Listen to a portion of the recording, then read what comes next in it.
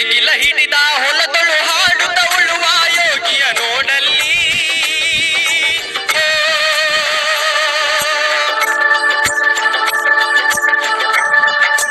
ನೇಗಿಲ ಹಿಡಿದ ಹೊಲದಳು ಹಾಡುತ್ತ ಉಳುವ ಯೋಗಿಯ ನೋಡಲ್ಲಿ. 2 ವರ್ಷದಿಂದ ಮಾಡ್ತೇನೆ. ಕಳೆದ ವರ್ಷದಲ್ಲಿ ಬರೀ 35 ಕ್ವಿಂಟಲ್ ಅಡಿಕೆ ಆಗಿತ್ತು.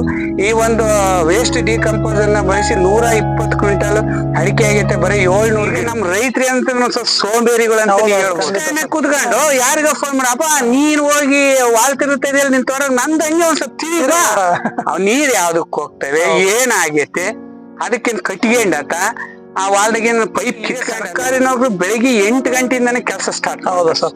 ಅಪ್ ಟು 6 ಅವರ್ಸ್ ಅಷ್ಟು ಹಾರ್ಡ್ ವರ್ಕ್ ಮಾಡಿ ಸ್ಯಾಲ್ರಿ ತಕೊಂಡು ಕಂಫರ್ಟ್ ಜೋನ್. ನಾವ್ ರೈತರು ಏನ್ ಮಾಡಿ ಇಷ್ಟ ಅಂತಂದ್ರೆ ನಮ್ಮ ರೈತರು ನಾನು ಓಪನ್ ಚಾಲೆಂಜ್ ಮಾಡ್ತೀನಿ ನನ್ನ ಚಾನಲ್ ಇಂದ. ಬೆಳಿಗ್ಗೆ 9 ರಿಂದ 2 ಗಂಟೆವರೆಗೂ 360 ದಿವಸ ನೀವು ಕೆಲಸ ಮಾಡ್ರಿ.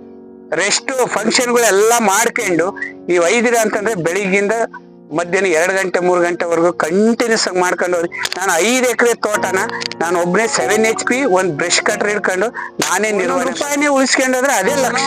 10 ಲೋಡ್ ಗೊಬ್ಬರ ಹಾಕ್ಬಿಟ್ಟೆ ನಾನು, 15 ಲೋಡ್ ಗೊಬ್ಬರ ಹಾಕಿದೆ. ಅವ್ನಿಗೆ 15 ಹಾಕಿದ ನಾನು 20 ಹಾಕಿದೆ. ಈಗ 20 ಲೋಡ್ ಗೊಬ್ಬರಕ್ಕೆ ಎಷ್ಟು ಮಾಡಿರ್ತಿರೋ ಅಷ್ಟೇ ನಿಮಗೆ ಗೊಬ್ಬರ ಬೇಡ ಏನೇನೇನೇನೇನೇನು ಬೇಡ. ಎಕ್ಸಾಂಪಲ್ ಹೇಳ್ಬೇಕಂದ್ರೆ ಕಾಡ್ನಾಗ ಮರಗಳು ಹುಟ್ಟಿರ್ತವೆ, ಯಾರಾದ್ರೂ ಬೆಳೆಸ್ತಾರೆ ಅದ್ರದೇ ಆದ ಇಮ್ಯುನಿಟಿ ಇರುತ್ತೆ, ರೋಗ ನಿರೋಧಕ ಶಕ್ತಿ ಇರುತ್ತೆ, ಅದೇ ಸಸಿಗೆ ಆಹಾರ ತಯಾರು ಮಾಡ್ಕೊಳ್ಳೋದಿರುತ್ತೆ, ಎಲ್ಲ ಇರುತ್ತೆ. ನಾವು ಅತಿ ಆಸೆ ದುರಾಸೆಯಿಂದ ಗೊಬ್ಬರಗಳನ್ನೆಲ್ಲ ಹಾಕ್ಬಿಟ್ಟು ಗಿಡನೂ ಹಾಳು ಮಾಡಿ ಮಣ್ಣನ್ನೆಲ್ಲ ಹಾಳು ಮಾಡಿದ್ರೆ ಈ ಒಂದು ಜೀವಾಮೃತ ಘಟಕದ ತಯಾರಿಕೆಯ ಬಗ್ಗೆ ಉಪಯೋಗದ ಬಗ್ಗೆ ನಾನು ಮುಖೇಶ್ ಸರ್ ಜೊತೆ ಮಾತುಕತೆನ ಮುಂದುವರಿಸ್ತೀನಿ ಈ ವಿಡಿಯೋದಲ್ಲಿ. ಸೋಂಬೇರಿಗಳಂತ ಹೇಳ್ಬೋದು.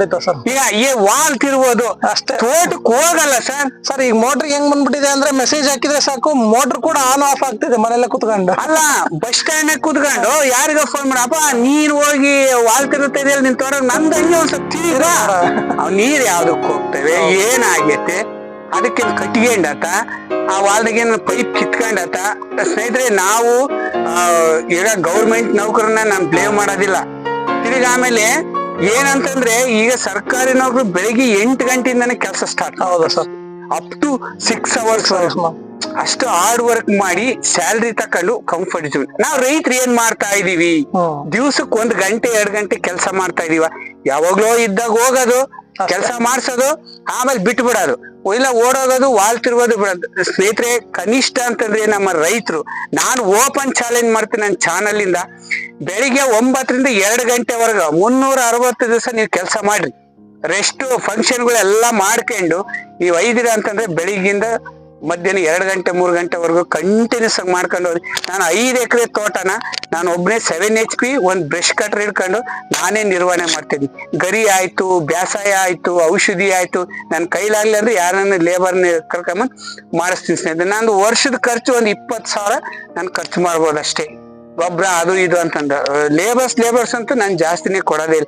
ಯಾಕಂತಂದ್ರೆ ಅದರಿಂದನೇ ನಾವು ಉಳಿಸ್ಬೇಕು ಫಸ್ಟ್. ಹೌದು, ನಾವು ಖರ್ಚು ಮಾಡಿ ಬಾರಪ್ಪ ಫಸ್ಟ್ ಇಲ್ಲಿ ಉಳಿಸ್ಬೇಕು. 1 ರೂಪಾಯಿನೇ ಉಳಿಸ್ಕೊಂಡ್ರೆ ಅದೇ ಲಕ್ಷ ಆಗುತ್ತೆ ಸರ್. ಈಗ ಬಹಳ ರೈತರು ಏನ್ ಹೇಳಿದಾರೆ ಅಂತಂದ್ರೆ ನಾನು 10 ಲೋಡ್ ಗೊಬ್ಬರ ಹಾಕ್ಬಿಟ್ಟೆ, ನಾನು 15 ಲೋಡ್ ಗೊಬ್ಬರ ಹಾಕಿದೆ, ಅವ್ನಿಗೆ 15 ಹಾಕಿದ ನಾನು 20 ಹಾಕಿದೆ. ಈಗ 20 ಲೋಡ್ ಗೊಬ್ಬರಕ್ಕೆ ಎಷ್ಟಾಗುತ್ತೆ ಹೇಳ್ರಿ ಸರ್? 1 ಲೋಡಿಗೆ 8,000 ರೂಪಾಯಿ ಇವಾಗ ಸಗಣಿ ಗೊಬ್ಬರ. ನೀವು ಎಷ್ಟು ಜಾಸ್ತಿ ಮಾಡಿರ್ತೀರೋ ಅಷ್ಟೇ ನಿಮಗೆ ಜಾಸ್ತಿ ಬರೋದು. ಹೌದು, ಉಳಿದಂತೆ ಸಹಜ ಸ್ಥಿತಿಗೆ ಬರುತ್ತೆ. ಖಂಡಿತ ಸ್ನೇಹಿತರೆ, ಇನ್ನ ಒಂದ್ ನೆನ್ಪಿಟ್ಕೊಳ್ರಿ. ನಾನ್ ಹೇಳದೆ ಅಂತ ನಾನು ಎಲ್ಲಾ ವಿಜ್ಞಾನಿಗಳನ್ನು ಮತ್ತೆ ಎಲ್ಲರನ್ನು ಸಂಪರ್ಕ ಮಾಡಿದೀನಿ ಸ್ನೇಹಿತರೆ. ಒಂದು ಓಪನ್ ಸತ್ಯ ಏನಂತಂದ್ರೆ ಅಡಿಕೆ ಗಿಡ ನೆಟ್ಟು ನೀರ್ ಕೊಟ್ಟು ಅದೊಂದ್ ಸ್ವಲ್ಪ ಕಳೆ ನಿರ್ವಹಣೆ ಮಾಡಿದ್ರೆ ಯಾವ ಗೊಬ್ಬರ ಬೇಡ ಏನೇನೇನೇನೇನೇನು ಬೇಡ. ಎಕ್ಸಾಂಪಲ್ ಹೇಳ್ಬೇಕಂದ್ರೆ ಕಾಡ್ನಾಗ ಮರಗಳು ಹುಟ್ಟಿರ್ತವೆ, ಯಾರಾದ್ರೂ ಬೆಳೆಸ್ತಾರೆ, ಅದ್ರದೇ ಆದ ಇಮ್ಯುನಿಟಿ ಇರುತ್ತೆ, ರೋಗ ನಿರೋಧಕ ಶಕ್ತಿ ಇರುತ್ತೆ, ಅದೇ ಸಸಿಗೆ ಆಹಾರ ತಯಾರು ಮಾಡ್ಕೊಳ್ಳೋದಿರುತ್ತೆ, ಎಲ್ಲ ಇರುತ್ತೆ. ನಾವು ಅತಿ ಆಸೆ ದುರಾಸೆಯಿಂದ ಗೊಬ್ಬರಗಳನ್ನೆಲ್ಲ ಹಾಕ್ಬಿಟ್ಟು ಗಿಡನೂ ಹಾಳು ಮಾಡಿ ಮಣ್ಣನ್ನೆಲ್ಲ ಹಾಳು ಮಾಡಿ ಮಾಡ್ತಾ ಇದೀವಿ. ನೀವು ಖರ್ಚೇ ಮಾಡ್ಲಿಲ್ಲ ಅಂತಂದ್ರೆ ನಿಮಗೆ ಎಷ್ಟು ಬಂದ್ರು ಬೋನಸ್ ಬೆಳೆ. ಹೌದೌದು, ಖಂಡಿತ. 10 ಲಕ್ಷ ಬರತ್ತಾಗೆ 5 ಲಕ್ಷ ಬಂತು ಅಂತಂದ್ರೆ 5 ಲಕ್ಷಕ್ಕೆ 5 ಲಕ್ಷ ಫುಲ್ ಫ್ರೀ ಅಲ್ರಿ, ನಿಮ್ ಕೈಗೆ ಬಂದ್ ಬೀಳುತ್ತೆ. ಖಂಡಿತ ಸರ್. ನೀನ್ 5 ಲಕ್ಷ ಖರ್ಚು ಮಾಡಿರ್ತೀಯ 10 ಲಕ್ಷ ತಗಂತೀಯ. ಅದ್ರಾಗೂ ಆ ಮಣ್ಣು ಹಾಳು ಗಿಡನು ಹಾಳು. ಇನ್ನೊಂದೇನಂದ್ರೆ ಸರ್, ಈಗ ರೈತರು ಹೇಳ್ತಾರ ನಾನ್ ಜೀವಾಮೃತ ಹೇಳ್ದೆ ಅಥವಾ ನಿಮ್ ಚಾನಲ್ ಇಂದ ನೋಡ್ಕೊಂಡ್ಬಿಟ್ಟು ಜೀವಾಮೃತ ಹಾಕ್ಬಿಟ್ಟೆ ಅಂತ ಅನ್ಬಿಟ್ಟು ಬರ್ತಾರ. ಮತ್ತೆ ಸರ್ ನಾನು ಏನೋ ಅಣಬೆ ರೋಗ ಆಗಿತ್ತು ಸರ್, ಜೀವಾಮೃತ ಹಾಕ್ದೆ ಹೋಗ್ಲಿಲ್ಲ ಅಂತ. ಸುಳಿ ರೋಗ ಆಗಿತ್ತು, ಜೀವಾಮೃತ ಹಾಕ್ದೆ ಹೋಗ್ಲಿ. ಸೊ ನಾವು ಜ್ವರ ಬಂದಾಗ ಒಂದು ಡೋಲೋ ಮಾತ್ರ ನುಂಗ್ತೀವಿ, ಕೆಮ್ಮು ಬಂದಾಗ ಸಪರೇಟ್ ಟಾನಿಕ್ ಕುಡಿತೀವಿ. ಎಲ್ಲದಕ್ಕೂ ಸಪ್ರೇಟ್ ಇದ್ದಾಗ ನೀವು ಇದೇ ಆರ್ಗ್ಯಾನಿಕ್ ಅಲ್ಲಿ 108 ತರದ ವೆರೈಟೀಸ್ ಇದೆ. ಉದಾಹರಣೆ, ಈಗ ಯಾವ್ದೇ ರೋಗ ಬಂತು ಅಂದ್ರೂ ನೀಮಸ್ತ್ರ ಅಂತ ಇದೆ, ದಶಪರ್ಣಿ ಅಂತ ಇದೆ. ಪ್ರತಿಯೊಂದು ರೋಗಕ್ಕೂ ಎಲ್ಲಾ ಸರ್ವಬಾಣ ಅನ್ನೋದಕ್ಕೆ ಒಂದು 3-4 ನೀವು ಸ್ಪ್ರೇ ಮಾಡುವಂತದ್ದಿದೆ. ಇನ್ನು ನಿಮಗೆ ಹೆಚ್ಚಿನ ಮಾಹಿತಿ ಅದ್ರ ಬಗ್ಗೆ ಕೊಡ್ತೀವಿ ಖಂಡಿತ. ಏನ್ ಹೇಳ್ತಿದ್ದಾರೆ ಅಂತಂದ್ರೆ, ಈಗ ಆ ಒಂದು ರೋಗದ ಆ ಒಂದು ತೀವ್ರತೆಯ ಮೇಲೆ ಅದು ಟೈಮ್ ತಗೊಳ್ತಾ ಹೋಗುತ್ತೆ. ಈಗ ನೀವು ಕಷಾಯ ಕುಡ್ದು ಕೆಮ್ಮು ನೆಗಡಿ ವಾಸಿ ಮಾಡ್ಕೊಳ್ರಿ, ಮಾತ್ರೆ ನುಂಗಿ ವಾಸಿ ಮಾಡ್ಕೊಳ್ರಿ. ಮಾತ್ರೆ ನುಂಗಿದ್ರೆ 1 ಗಂಟೆಗೆ ಪಟ್ ಮಾಯ, ತಿರ್ಗಾ ರಾತ್ರಿಗೆ ವಾಪಸ್. ಇದು ಕಷಾಯ ಹಂಗಲ್ಲ, ನೀವು 2 ದಿವಸ 3 ದಿವಸ ಕುಡಿದ್ಮೇಲೆ ಒಂದ್ಸಾರಿ ಹೋಯ್ತು ಅಂದ್ರೆ ತಿರುಗಿ ಬರಲ್ಲ. ಇದು ಹಂಗೆ ಒಂದ್ಸಾರಿ ನೀವು ಮಣ್ಣಿನ pH ರಸಸಾರನ ಎಲ್ಲಾನು ಸೃಷ್ಟಿ ಮಾಡಿದ್ರೆ ಅಂತಂದ್ರೆ ಮುಂದಿನ ದಿನಗಳಲ್ಲಿ ನಿಮಗೆ ಯಾವುದೇ ರೀತಿ ಸಂಕಷ್ಟ ಬರಲ್ಲ. ಅಲ್ಲಿವರೆಗೂ ತಡ್ಕೊಂಡು ಸಮಾಧಾನದಾಗೆ ಆ ರೈತರು ಏನು ಹೇಳಿದ್ರು, ಈ ರೈತರು ಏನು ಹೇಳಿದ್ರು ಅಂತಂದೇಳಿ ಯಾವ್ದು ಇದ್ ಮಾಡ್ಬೇಡ್ರಿ. ಮುರುಗೇಶ್ ಸರ್ ಹೇಳ್ದಂಗೆ ಇಲ್ಲ ಅಂತಂದ್ರೆ ಬೆಸ್ಟ್ ಮೆಥಡ್ ಅಂದ್ರೆ ನೀವ್ ಎಷ್ಟೇ ತೋಟ ಇಲ್ಲ 1 ಎಕರೆ. ಸರ್ ಇನ್ನೂ ಒಂದು ಐಡಿಯಾ ಕೊಡ್ತೀನಿ ನಾನು. ಏನಂತಂದ್ರೆ, ನೀವು ಈ ಬರ್ಡ್ ಹೆಸರು ಮೊದಲಿಗೆ ಹಾಕ್ಸ್ಕೋಬೇಕು ಅಂತ ಇಲ್ಲ, ಮೊದಲಿಗೆ ಇಲ್ಲಿಗೆ ಬನ್ನಿ. ನೀವು ಇಲ್ಲಿ ಅಂತ ನಾನು ಹೇಳ್ತಿದ್ದೀನಲ್ಲ, ಇದೇನು ಇವತ್ತು ನಾನು ಇದೇ 1 ವರ್ಷ ಏಪ್ರಿಲ್ ಅಲ್ಲೇ 1 ಬರ್ಡ್ ಹೆಸರು ಇನ್ಸ್ಟಾಲ್ ಮಾಡಿದ್ದು. ಇವತ್ತು ಇದೇ ಕೂನ್ ಬೇವು ಬರೀ ಒಂದು ಸಣ್ಣ ಹಳ್ಳಿ ಆಗಿರ್ಬೋದು, ಇದು ತುರುವನೂರು ಹೋಬಳಿಯಲ್ಲಿ ಒಂದು ಸಣ್ಣ ಗ್ರಾಮ ಆಗಿರ್ಬೋದು, 30 ಬರ್ಡ್ ಹೆಸರು ಒಂದೇ ಹಳ್ಳಿಯಲ್ಲಿ ಇದೆ ಸರ್. ನಾವು 8 ಹಳ್ಳಿಯಿಂದ ಸೇರಿ 110 ಬರ್ಡ್ ಹೆಸರನ್ನ ಇನ್ಸ್ಟಾಲ್ ಮಾಡಿದೀವಿ. ಅದು ಯಾವ ರೀತಿ ಪಾಸಿಬಲ್ ಆಯ್ತು ಅಂದ್ರೆ, ಅವರು ಕೂಡ ಮೊದಲಿಗೆ ಇನ್ಸ್ಟಾಲ್ ಮಾಡ್ಕೊಂಡಿಲ್ಲ. ಮೊದಲು ಕೆಂಚಪ್ಪರ ಹೊಲಕ್ಕೆ ಬಂದ್ರು, 100 ಲೀಟರ್ ಜೀವಾಮೃತ ತಗೊಂಡ್ರು, ನಿಮ್ಮ ಹೊಲಗಳಿಗೆ ಸ್ಪ್ರೇ ಮಾಡ್ಕೊಂಡ್ರು, ರಿಸಲ್ಟ್ ನೋಡಿ ಬಂದು ಬರ್ಡ್ ಹೆಸರು ಇನ್ಸ್ಟಾಲ್ ಮಾಡಿದ್ರು. ನಾವು ಹೇಳೋದು ಅದೇ ರೀತಿ. ಮೊದಲಿಗೆ ನಾವು ರೈತರಿಗೆ ಯಾವುದೇ ಕಾರಣಕ್ಕೂ ಡೈರೆಕ್ಟ್ ಆಗಿ ಹೋಗಿ ತಗೊಳ್ಳಿ ಅಂತಾನೆ ಹೇಳ್ತಿಲ್ಲ. ಬಿಕಾಸ್ ನಾ ಇದು ಮಾರೋದ್ರಿಂದ ನನ್ನ ಹೊಟ್ಟೆ ತುಂಬಲ್ಲ, ನಿಮ್ಮ ಹೊಟ್ಟೆ ತುಂಬಿಸಕ್ಕೋಸ್ಕರ ಇದನ್ನ ತಗೊಂಬಂದಿರೋದೇ ಹೊರತು ನನ್ನ ಹೊಟ್ಟೆ ತುಂಬಿಸ್ಕೊಳೋದಕ್ಕೋಸ್ಕರ ನಾನು ತಗೊಂಬಂದಿಲ್ಲ ಇದನ್ನ. ಸೊ ಇದನ್ನ ಬರ್ರಿ ಮಾಡಿ, ಇದನ್ನ ನೀವು ಒಂದು ಇಷ್ಟು ಲೀಟರ್ ತಗೊಂಡೋಗಿ ಬರೀ 10 ರೂಪಾಯಿ ಲೀಟರ್ ಸೇಲ್ ಮಾಡ್ತಾ ಇದಾರೆ. ನಿಮಗೆ 100 ರೂಪಾಯಿ ಕೊಟ್ರೆ 10 ಲೀಟರ್ ಜೀವಾಮೃತ ಸಿಗುತ್ತೆ.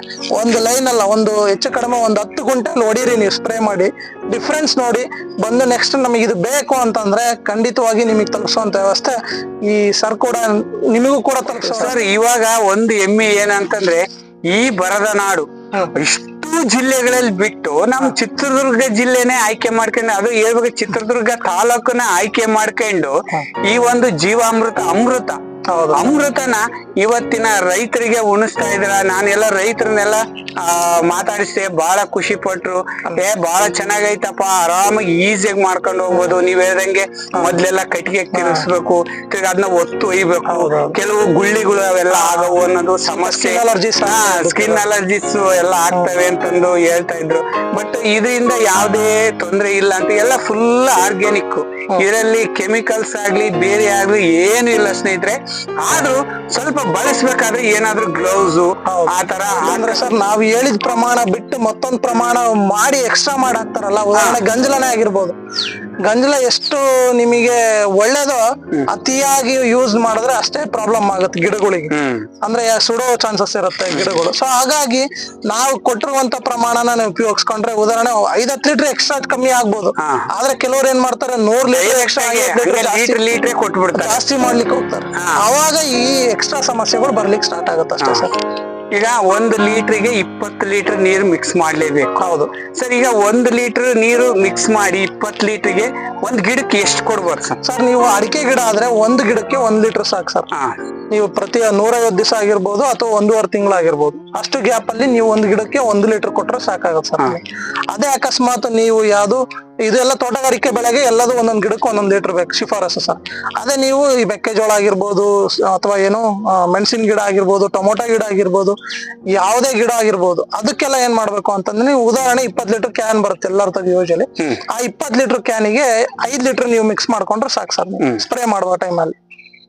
ನೀವು ಹೆಚ್ಚು ಕಡಿಮೆ 1 ಎಕರೆ ಕಂಪ್ಲೀಟ್ ಮಾಡೋದಕ್ಕೆ ಒಂದು 8 ಕ್ಯಾನ್ ಅಂತೂ ಬೇಕಾಗುತ್ತೆ. ನಮ್ಮ ಚಾನಲ್ ಸಬ್ಸ್ಕ್ರೈಬ್ ನೋಡ್ತಾ ಇದ್ರೆ ದಯವಿಟ್ಟು ನಮ್ಮ ಚಾನಲ್ ಸಬ್ಸ್ಕ್ರೈಬ್ ಮಾಡ್ರಿ. ಹೆಚ್ಚಿನ ಮಾಹಿತಿಗಾಗಿ ಆ ಕಮೆಂಟ್ ಮೂಲಕ ನಮಗೆ ತಿಳಿಸಿ ನೆಕ್ಸ್ಟ್ ವಿಡಿಯೋದಲ್ಲಿ ಮುಖೇಶ್ ಸರ್ ಜೊತೆ ಮುಂದುವರ್ಸೋಣ. ನೆಕ್ಸ್ಟ್ ಇದು ಯಾವ ತರ ನಿರ್ಮಾಣ ಮಾಡೋದು, ಏನು ಇದ್ರದ್ದೆಲ್ಲ ಉಪಯೋಗ ಏನು ಅನ್ನುವಂತಹ ಒಂದು ಮಾಹಿತಿಯನ್ನ ನೆಕ್ಸ್ಟ್ ವಿಡಿಯೋದಲ್ಲಿ ಕೊಡ್ತೀನಿ ಸ್ನೇಹಿತರೆ.